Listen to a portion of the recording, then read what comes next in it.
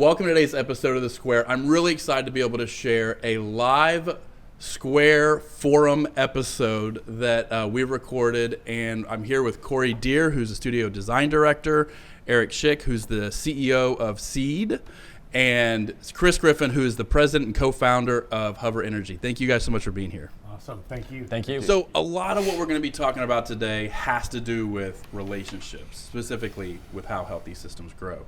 So we've got to start off with how you guys, kind of found each other in your relationship in business. Found is a good word. It's 2009, and I was able to meet Chris at there was a forum of CEOs who were thought leaders and thinking about how do we make this planet, a better place for people. Using buildings, the built environment. That was really early on at that point in time. And then they went around and had an introduction, and I introduced myself as somebody who just said, man, we want to do things the right way, a way that would honor God and bless mankind, Mother Earth in the marketplace. And Chris Griffin stands up over the table and goes, dude, I need to get to know you. And that's how it started. Right? Yeah, that was it. I mean, as soon as it started, we just knew we were fast friends in that minute. We shared a common language. We shared a common desire to do things while we were here, and immediately we embarked down that path. And Chris, with you, while Hover Energy is an incredible idea, and I want to get into that, it really was born out of the idea of kind of distributed energy, right? Yeah, I've always just felt that there's a better way to accomplish what we're trying to accomplish, right? And I think I think that probably drives a lot of us, doesn't it? And so for me, I used to have a phrase when Eric and I first met. I used to offer up this phrase a lot, that we're surrounded by sun, wind, water, and waste. We don't have an energy problem. We have an energy conversion problem. Yeah. Mm-hmm. So let's just find out how to convert energy better. And so we used to say those kinds of things and find ways to do it. And we were constantly looking at new technologies and new systems that would grow in a healthy way. And so we really we're looking at that for a long time. And then Hover Energy came from that and that mentality. Tell me a little bit. I got the joy of coming and visiting you guys and getting to see some of the different Hover Energy technologies. Tell me a little bit about them. Well, Hover and you only have 30, 45 minutes. How much time for this portion? I'll take whatever you need, but I can give you the 30-second version. Really, what we embarked upon with Hover was we felt like we could help turn the built environment into a power source. Yeah. That's the vision and the goal of all that we do. And we started with what we call a vertical axis wind turbine, as you see on the screen here. And that we went through many iterations. There's a lot of people who've tried to put wind on rooftops and failed famously. Yeah. And we learned from some of the things that they did. But we really, by trying to solve a problem that a lot of people hadn't solved, we reached out to people and formed relationships. And we reached out to people in the industry, from some of the best aerospace engineers who were putting spaceships in orbit to people who were trying to figure out how to make a better motor for a car. Yeah. And we looked at everybody in between. And we went and met with these people and brought their wisdom to bear on some ideas. And we adapted and changed until we found what was something pretty special. Well, and I loved, because when you gave the example, and we'll make some of this stuff available in the links below. But you gave the example of having these wind turbines. Is that the way to refer to them? Yeah. Okay. Wind turbines on top of buildings, out just a little bit over the ledge. And I thought about, I was at the beach this last summer with my son, and he was flying a kite and he let it go. And we were right next to the hotel. And I watched that kite and I thought, it's going to hit somebody's balcony. And it got right up to the building and then just shot straight up and over. Right. And that's kind of key, is the placement of where these go, getting that uplift and turning that into energy. Yeah, absolutely. I mean, the wind turbines are kind of the star of the show. Yeah. But they need a supporting cast too, right? But to your point, what we discovered is that a lot of people who were looking at trying to put some sort of energy source on a building weren't thinking about the building. Yeah. They were just thinking about the building as some sort of tower or a roof that they could put solar panels on. Yeah. And because of that, we started with the building. and we went to aerodynamics and aerospace engineers who were doing aeronautical studies on how wind was flowing around buildings, and we realized that that updraft on the front edge of a building, the predominant front edge where the wind's coming from, that had a tremendous impact in addition to the horizontal wind you were getting. Yeah. And just like you saw with the kite, anybody who looks over the edge of the roof, Just gets you feel the wind. back, yeah. And so how could you capture that? How could you do it? Something you don't see when you're walking around an urban environment, but it's there on every building. And so we started with that approach, and that took a lot of time to analyze, but and there's still people trying to do it in an urban environment. It's very complicated, but the long and short of it is what we discovered was there was a way to do it, and we found it. So Chris, you mentioned solar, and that's kind of been the predominant way to harness energy at this point. How would you sort of compare the efficiency of solar to wind, like you're speaking to right now? Yeah, well, the great answer is it depends, right? Yep. But solar and wind have two different efficiencies, and really the efficiency shouldn't matter where you are, but your production number changes based on geography. Okay. Right? There are places where solar's great in the Arizona desert. There are places where solar isn't in Seattle, right? There are just places where you're going to get better performance based on your geography. And so our belief is not, hey, we're wind and we're better than you solar. It's, hey, what is your environment building, and let's solve for your building. And let's make sure that we're looking at what your surroundings are and capturing the best possible solution.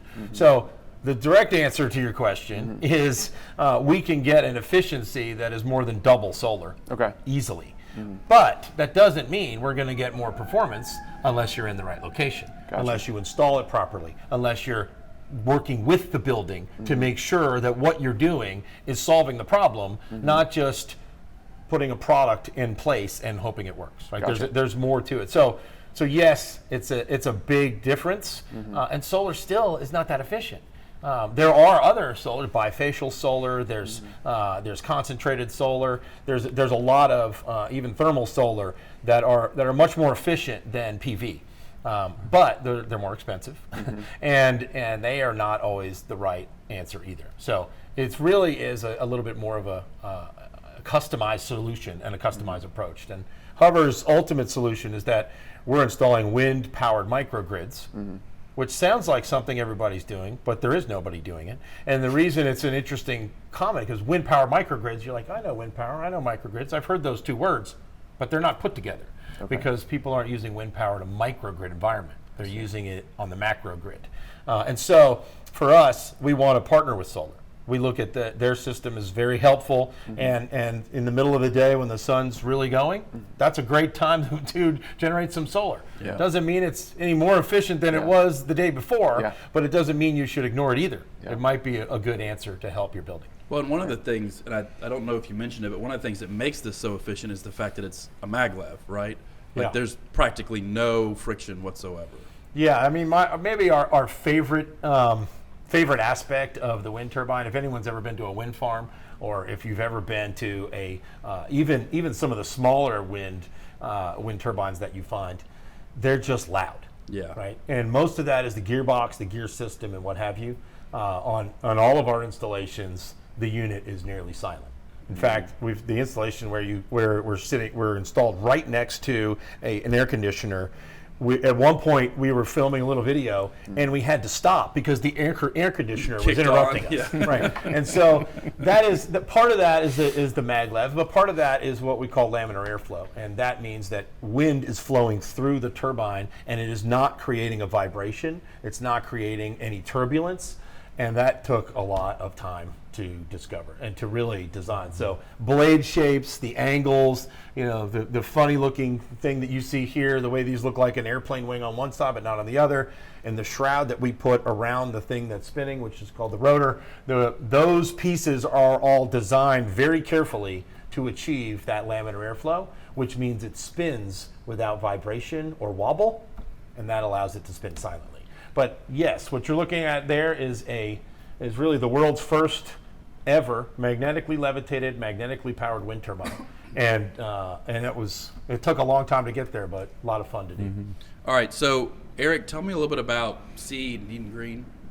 Yeah, how we got started is we started as Pantheon Tile, and we still have a tile company to this day. And that afforded us relationships and success, just like at Corgan. And as we began to accumulate some success, we began to deploy some of those resources to invest in what we originally connected over, which was, man, let's leave this earth and this place and all the places and people we meet better than the way we found them. So helping to co-found Hover was one of those endeavors that we endeavored upon. And then later that led into, because of one of the original ideas that I had is, boy, I would love to see a building act like a human body. Be a contributor, be something that gives back. Maybe it's something that can protect itself or protect the air around it or the people around it.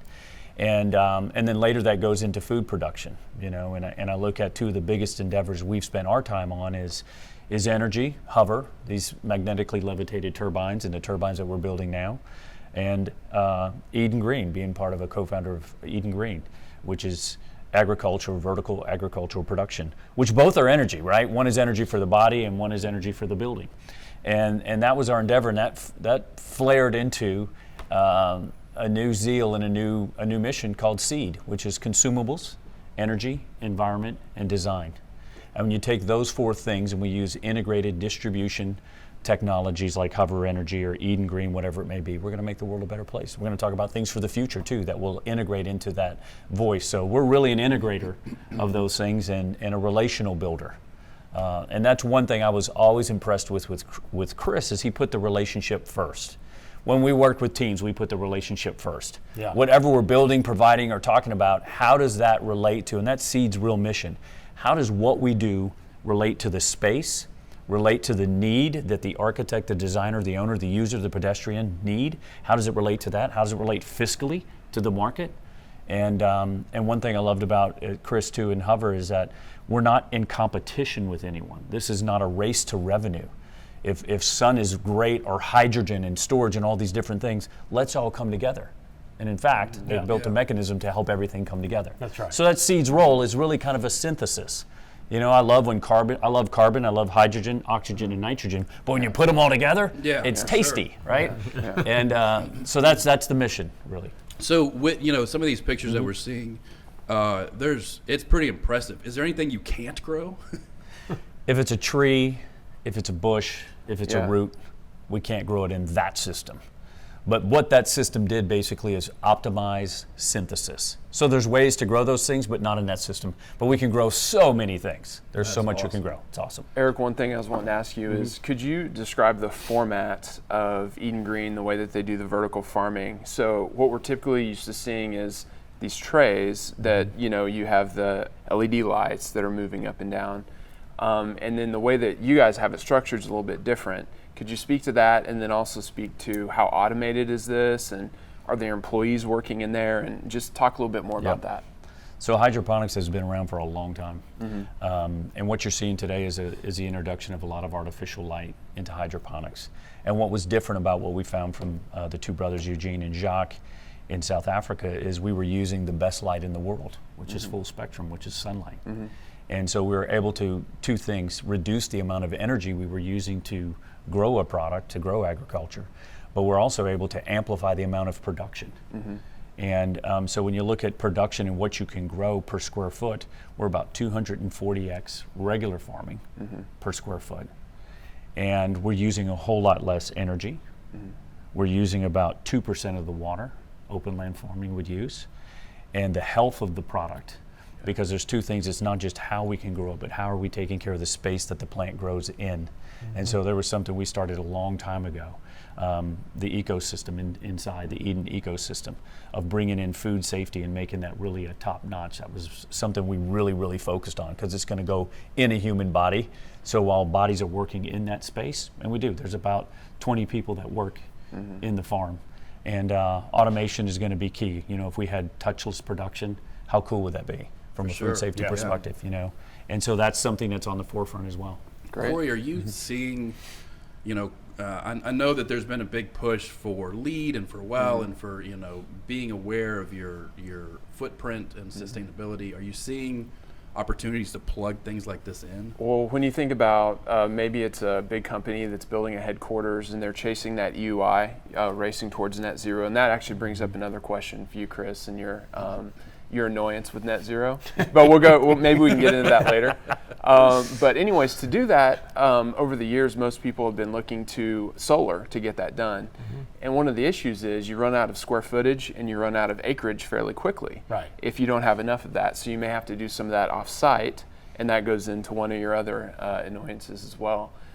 So what Hover could do is offer the ability to get more energy on the site. That's right. And then I think the other thing with the vertical farming is, think about HR and doing a tour of the building and telling the employees, hey, this is food that you can eat. You can walk around it. You can see it grow.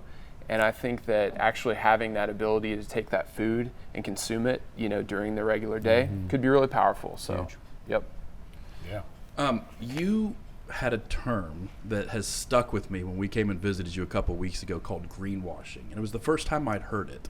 And it was this idea that there's companies, it's maybe not even necessarily intentional, but it's something where companies can kind of make themselves look good by buying credits and sustainability or carbon credits versus, but when that happens, nothing's really changed. It hasn't changed what their footprint really is. Tell me a little bit about that. Yeah, well, greenwashing, the term's been around for a little bit, but it really was kind of a little bit of a derogatory term. Yeah. You're making yourself look green, but you're really not. You're emitting more carbon than you did the year before, but you put up a few solar panels, and those are all the pictures on your website. So, are you really green? No. Yeah. But I think where that has developed, and where it's really kind of stepped into a new realm, really most recently, is that a lot of people are looking at corporate goals towards net zero as being disingenuous, because you're buying carbon credits that are some wind farm, 400 miles away, but you're emitting more carbon than you did the year before. Right. If I emit 3 times as much carbon as I did last year, but I went out and bought 3 wind farms, I'm still net zero, and I'm the hero. Right. Right? Is that right? Yeah. It's not really decarbonization. Yeah. I'm not saying it's wrong, because those wind farms are helping, in theory, although they're not recyclable. But given that they actually are producing green energy, in theory, you're reducing the use of coal burning plants somewhere else, or some fossil fuel burning, what have you. The real question is the global system at net zero, right? And in that scenario, it isn't even close. It actually got worse, because you've emitted 3 times as much as you did the year before. Right, exactly. So in some ways, people are even claiming that net zero type maneuver, if you're continuing to emit more carbon, is actually greenwashing. That the term of you just trying to look good is by buying carbon offsets and by buying these virtual PPAs, although in theory good, and in the long run should be better than where we are today. If you're getting worse on the other side at the same time, then that's a bad system.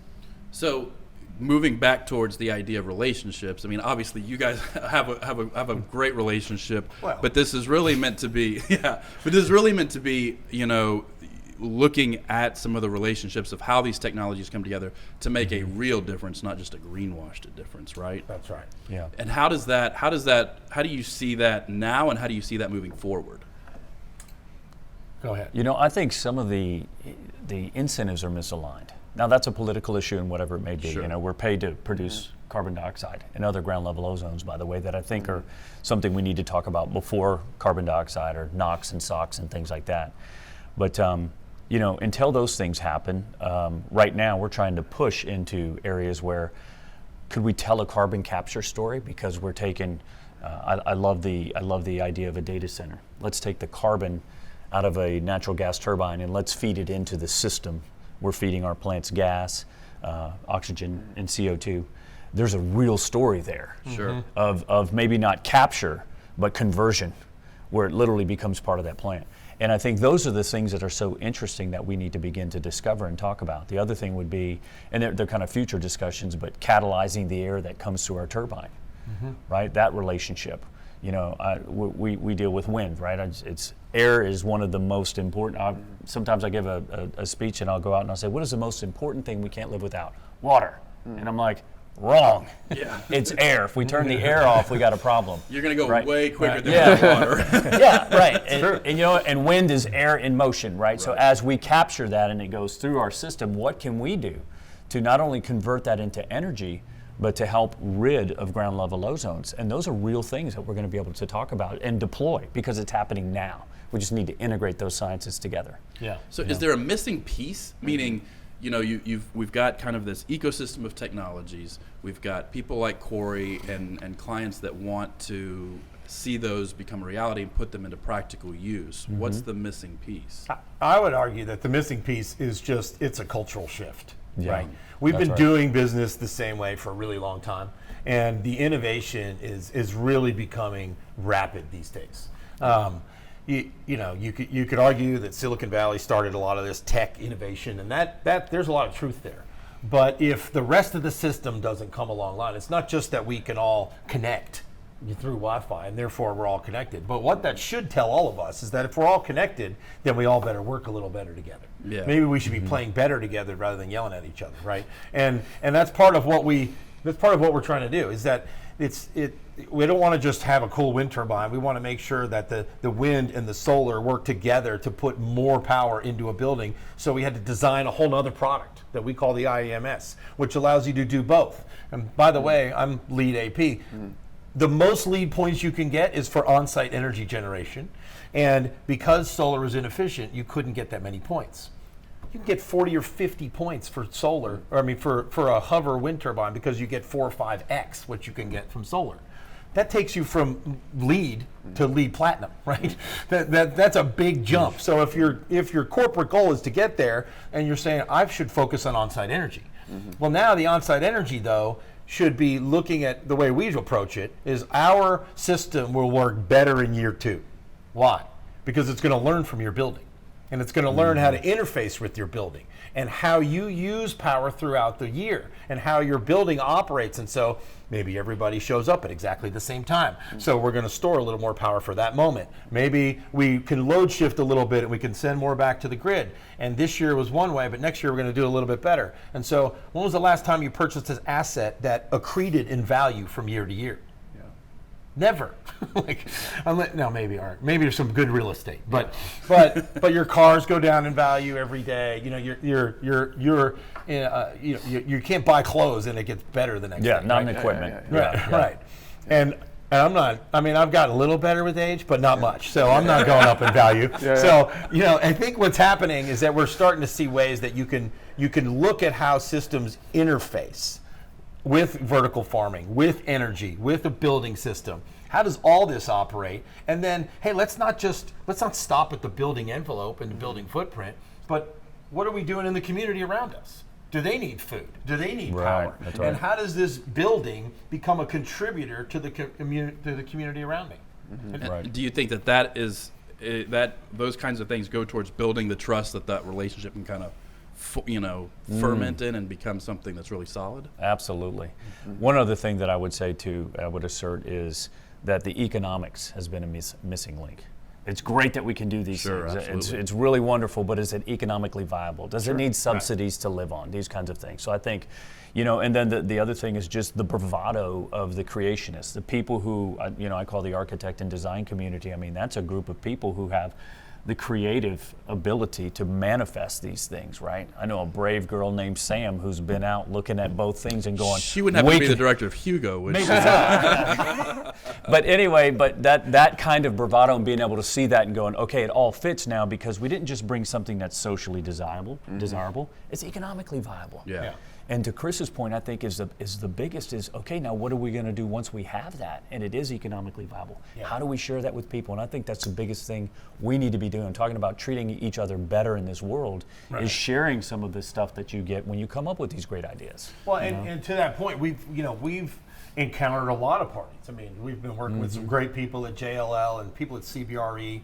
The guys at Brookfield are really pretty special. There's some great parties contributing to this. I've spent some time with Stream Realty this week. these are people that are progressively trying to do something different in the built environment. We're not, and I think Corgan's the same. Like the architectural world, the entire design community is saying it's time to change this model. And by even engaging with new technologies about how that can happen, that helps change it. Because you only need to see a few before everybody says, I want to do that. Yeah. And that's what's helping lead the charge at this point. And so that kind of leadership, I think, has been a little missing. People have been it's been too easy to just do business the old way. And now it's finally gotten to the point whether we've been scared into it or we've all actually really bought into it. Doesn't matter. We're there. And the whole world is saying it's time to go. And now it's looking for, all right, who's leading this charge? Yeah. And you talked about cultural shifts and all that, kind of changing the mindset. And I was thinking about the difference between a Prius and a Tesla, for example, because the Prius was kind of this dorky machine, and then you look out, many jokes. You look out on the streets in Dallas and all the Teslas Toyota. driving by. Well, of course we love Toyota, but anyway, you think about the difference there, and the Tesla going from 0 to 60 in like 3 or 4 seconds, something like that. Yeah. And so you thought this little dinky thing just plodding along, the electric vehicle of the past. But now it performs even better than a combustion engine. Right. And so I think that when you start seeing something like that and then merging that with really high quality design, I think that's when things really take off. So I think it's going to take those two things coming together. Well, and we've thought about hover that way a lot. Like you're no longer just flying around with a little propeller. You're flying a jet. Yeah. And rather than putting this spinny thing on your roof, why not put a jet engine? Don't you think you're going to get more power? Yeah. Or in the case of hover, multiple jet engines. Yeah, exactly. It's about There you go. That's right. We're going to take some questions from the chat, so please feel free to put any in there that you have. The first one: how environmentally friendly are the created components that make up your products, vertical farm included, and what are the energy costs in making each component? You want to go with vertical farm first? Sure. Nuts and bolts question: what are the costs to make those things? Not the right guy to ask. But I will say this. It's the raw materials we use to produce agriculture are around us, right? That's free. There's plenty of it. Food grade plastics is what we use to extrude in the vines. We call them a vine that grows. And outside of that, there's not a lot of cost. One thing we didn't want to do is produce a lot of energy or consume a lot of energy naturally. So when you look at it in a holistic perspective, it's a very healthy system that it's growing in because we can reuse all the parts that we're growing. There's galvanized steel, there's polypropylene, there's cement, and food grade plastic, and all those can be reused. And it's very inexpensive. We've got I think the latest numbers are down to about $100 per square foot to build.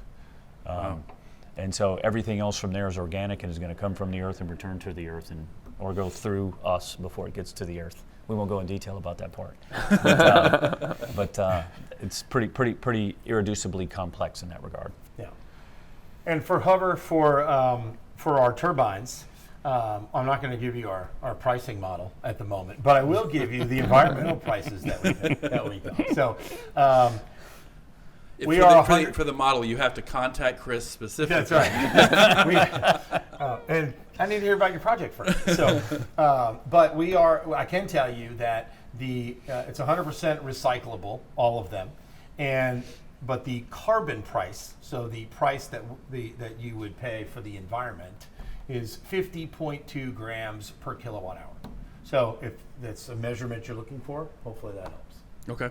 One thing real quick before we go to the next question that I thought was interesting is, Eric, you're right. Some of the pictures that we were looking at is here in North Texas, and it's at your facility. But you guys have been looking a lot at pretty unusual places to put some vertical farms, right? Mm-hmm. Like in buildings downtown and that kind of thing. Yeah, and that thought is amplified by talking to creative groups like yourselves.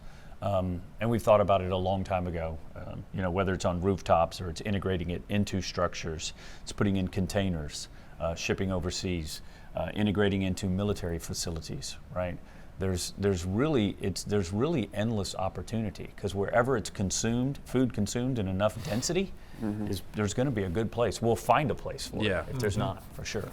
All right, so our next question is for Chris. With hover, can a building be completely off the grid? And then some. Yeah. I would say it this way, that it depends on your building, of course. The Burj Khalifa, no. But if you are a distribution center, yes.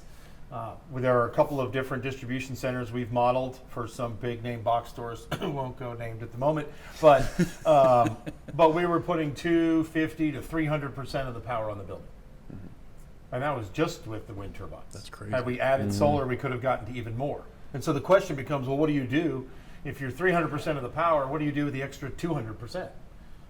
And my answer is always sell it to your neighbor. Yeah. Right. Create a microgrid. Or create a community power, which they're already doing community solar. But why not do it all on site rather than build a new community solar and just sell it to somebody? Do it on a building that's already there rather than take up more land.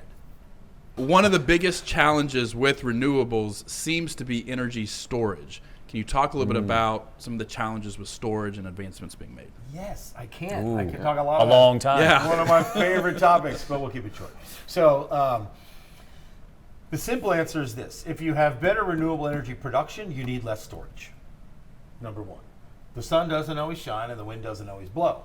But the wind does blow often and the sun does shine at a pretty regular occurrence. So you can have a very predictive analysis with solar, which has already been done for many years, so it's pretty common. But if you add in the fact that the wind's blowing throughout the evening, then there are less times when you have no power at all. Therefore, the amount of storage you need is lower. So one of the first issues is you can drop your storage needs and cost by adding wind to your microgrid. That's the first answer. Secondly is there aren't any super great storage answers. The solar predominant is still lithium ion, and it works, and it's getting cheaper and cheaper, just like PV got cheaper and cheaper. And yet there are only a few people who are actually making them, a lot of them, and really well. Tesla just announced last week that you can do 95% recyclability of their own lithium-ion batteries. That if you bring it back to the plant, right?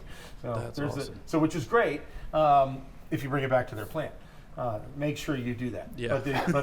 But the other part of that is there are some great technologies. One of my favorites is graphene. They're doing some great work with graphene and making it much more compact and lighter, longer life cycles, much higher discharge recharge rates, and what have you. But it's still pretty expensive. So they're really looking at some lead acid batteries, which you wouldn't expect would come back, but they're looking at ways to make that cheaper. And of course, the whole endeavor on hydrogen is really changing that game a little bit too. So there are some great storage answers on the horizon. For now, lithium ion is the answer. If you're going to put something in your building, it's going to be a lithium ion storage capacity. But my suggestion would be make sure you're thinking about a wind powered microgrid where you're putting wind, solar, and then you need less storage to begin with. Yeah. With vertical farming, how much food do you produce, Eric, and how does that food get distributed to the community? Great question. In an acre, just over an acre, we'll produce 1 million pounds of food per year. Golly. That's a result of about 11 to 13 harvests per year. Wow. It's huge. And so that's a harvest a month. Yeah, that's exactly right. That's crazy. When you optimize synthesis, some cool stuff happens. Yeah. And so production raises. The other thing is we always say, hey, we used to have to go to the farm. Now the farm is coming to you. So for instance, the first one that was built 4 years ago, we built it across from a distribution center. Some people might think, hey, let's have food close to the density of consumption. Density of distribution is an equal, maybe even better strategy. So an easy answer for that is we can build them anywhere. And a key part of that is we can take a climate from around the world too to build food you couldn't normally get here. And I say build food, we're manufacturing atoms, right? So we can do that here. So we can take food, unique foods, grow them anywhere, and have them literally in a store. We had that happening early on. We had food in a store the very next day. Yeah. So, wow. And that's one thing that I think that needs to happen when you study how many miles food drives before it gets to somebody. Right. You lose about $4 billion from climate. You lose about 50% of the food through logistics. So by the time it's getting to a distribution center or some use space, where the shortfalls are huge. So we're not going to disrupt the distribution channel. I think we're going to transform the distribution channel. So literally, we envision having food in the hands of people, and not just the 80 or the 78%, 68% of the people who can afford it, but in people's hands. We want to democratize access to healthy food, and somebody's taking the transformation cost or the transportation cost out of it. So with taking those steps out, are you essentially getting fresher and healthier food at a lower cost? Absolutely. And more of it. Yep. That's amazing. And safer, right? So there's no pesticides, there's no herbicides, there's none of those things. Right. So the nutritional density is through the roof. Just out of curiosity, let's say, I don't know if you can break it down to this number, but per acre, in terms of putting it into a community that maybe also needs jobs, what does that look like? Oh, so that's a great question. So we'll employ 30 people in a farm. And what we're under the CEO of Eden now, one of the initiatives they've continued to carry through is something called First Fruits. Mm-hmm. So we want to make an economic impact in the area, but we also want to leave a social footprint. Let's create a space that creates jobs. Right. Then let's assign some of that portion of each harvest, call it First Fruits, right, to feed that community around. Mm-hmm. And not just food deserts, not just locating in a food desert, but being in areas where, and it's a core part of the strategy, being in areas where you assign, hey, we're going to send 10 to 30%, 20%, whatever it may be, for the community around us. And we're looking at creating purchase agreements. And when we talk about power purchase agreements, I like to talk about produce purchase agreements, where we have, a social initiative that's driven by several different people. Not just community, but customers who may buy a lot of this, who say, man, I want to get on that as well. Yeah. So it's a long answer. No, that was great. Well, and in line with that, speaking of purchasing agreements, another question that came in for you, Chris, is selling excess power to, say, Encore easy to do? Is that something that they already have a system for, they open to? Well, it's really easy to send your kilowatts back to the grid. Does Encore willingly buy it all the time? They will.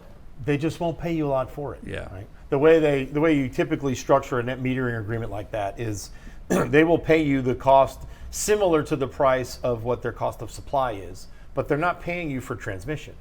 And in some places, in Texas, that's about a 60-40 split. The cost of transmission is about 40% of the cost of your bill. So if your bill's 10 cents, you pay 4 cents for delivery, right? So they're only going to pay you 6 if you pay 10, because you're just creating supply. But in some states, like New York, that number is flipped, where you're paying 60, even 70% for transmission. That's because Con Ed owns all the wires, but none of the production. And it's so deregulated with a lot of competition that they're very upset that they can't charge you for that. Yeah. So they just raise their delivery prices since they own the wire.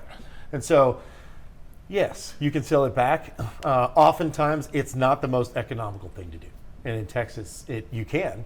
And it's a revenue stream. So if you're not using it at all, okay, fine. Right. If you've filled up all your storage and you feel like you don't need any more load shifting and things like that, then well, you might as well get that income. But it may not be as much as you think. All right, last question. Chris, can you tell us how your vertical farm in Cleburne did during Snowmageddon? Eric, yeah. Do you want to tell how your vertical hover farm did during Snowmageddon? It still worked. Eric, actually, it's a good one to answer. It is a good one because Texas wind had a little issue. Down, right? Yeah, that's true. That's a good point. Snowvid, and that challenge at that moment, we kept thinking, why didn't you weatherize your wind turbines? They do them in the North Sea and in Denmark. Yeah. For some reason, we didn't do it in Texas. Yeah. And it's really the spec that Encore put out there. They decided they didn't want to pay for it. Yeah, there it is. And now, lo and behold, it's a failure. So your prices are probably going up. So we move a lot of water, right? Yeah. We move a lot of water, and so it got really cold, and so pumps and pipes and things like that broke. But what we looked at from that, and you have insurance policies and things to take care of that. And since I'm not in the day-to-day with Eden, I didn't have the exact numbers, but those things got replaced But I think what's beautiful from that is just like hover. We were talking when it was freezing cold. We're like, man, let's do a parasitic draw and put a membrane in there and heat up the turbine and nothing, Right. And same thing with Eden. I mean, everything, the beautiful thing about the simplicity of the construction is reconstruction, right? And getting it back online. So yes, it was down for quite a while. There's about 5 zones in there, so at least we're able to start by zone, so you get production up and running again. But that first facility is an R&D facility for a reason, and Mother Nature helped us become better. Yeah.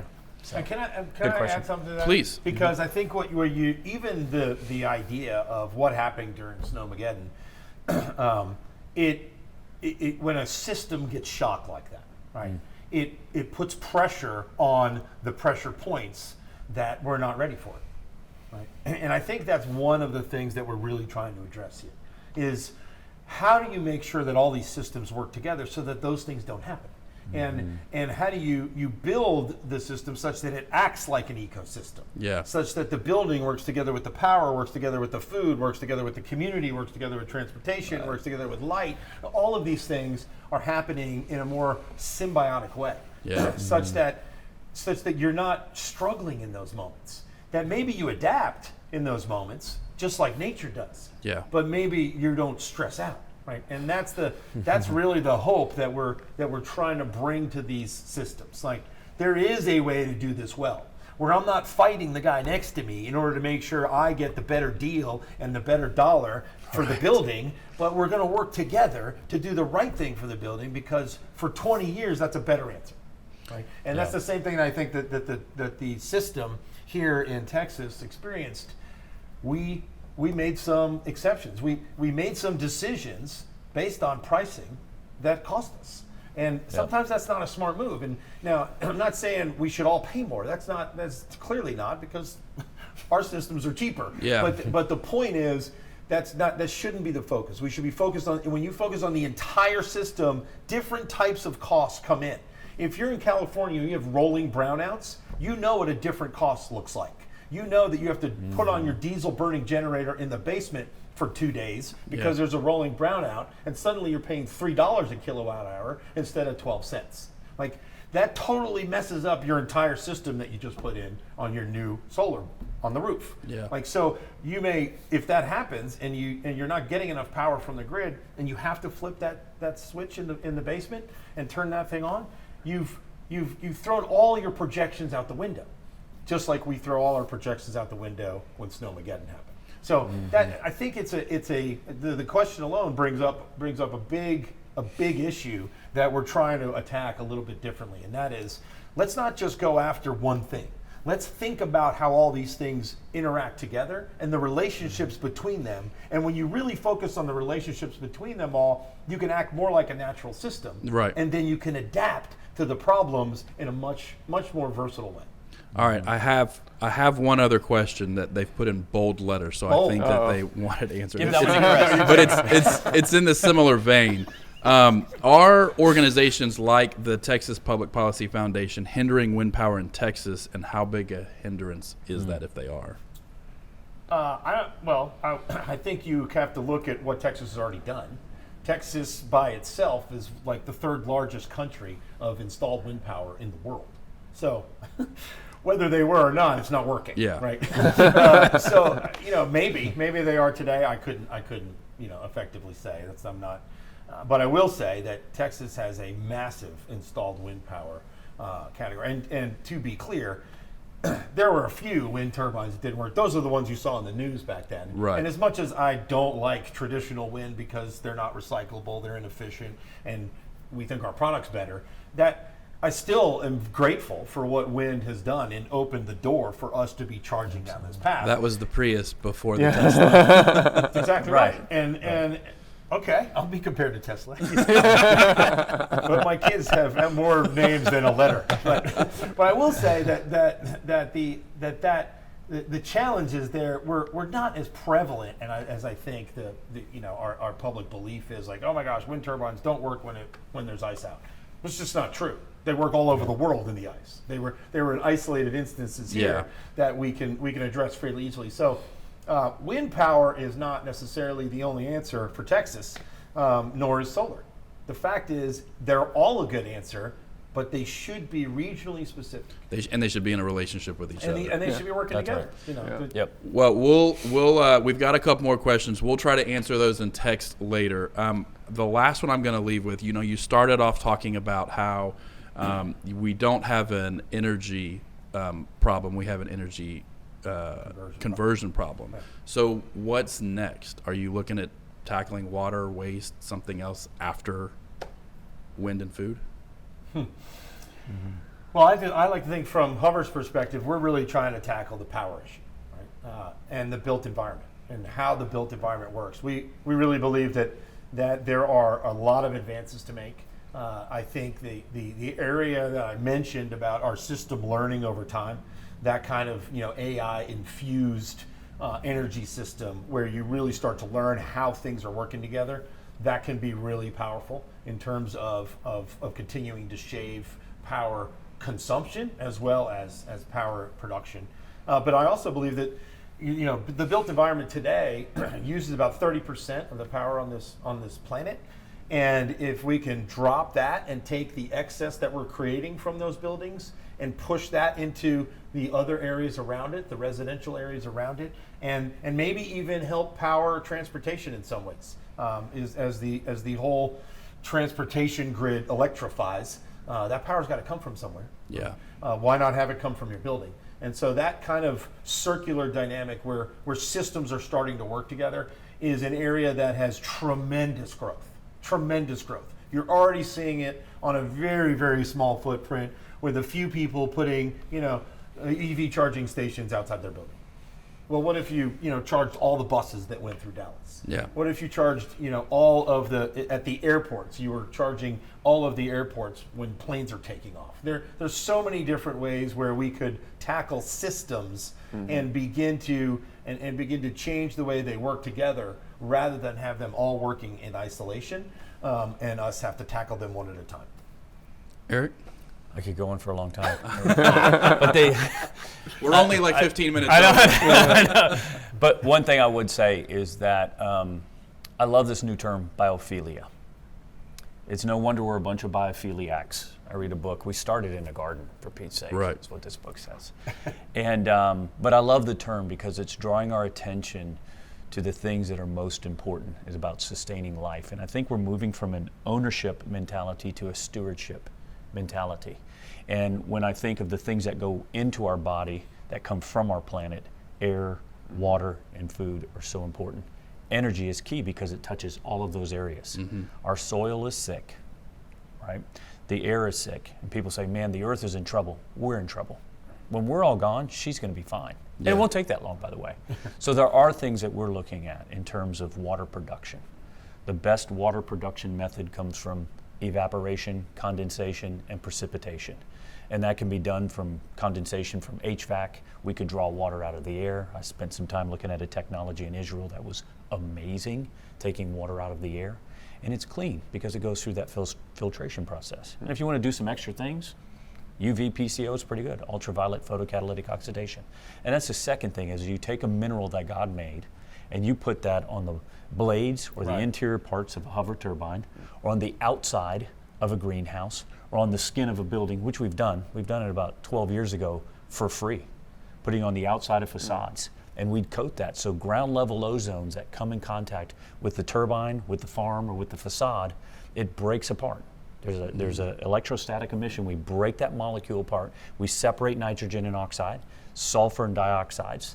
And those are the most harmful ground level ozone gases. So let's get the air right. We could do it today. And it doesn't cost a lot. Yeah. And that's the key, I think, is it's socially desirable, it's economically viable, and it's deployable. And so those are definitely things we're going to work on, integrating that into the whole system. So the building may not be just producing food or energy, but actually water and clean air. Yeah. And we can do that. Well, guys, thank you so much for being here, having this conversation. My mind is blown. If you want to learn more about some of the technologies that Cory, Chris, and Eric have been talking about, double check in the description below. We'll put all their contact information as well as relevant material, and make sure to check out the Square episode next time.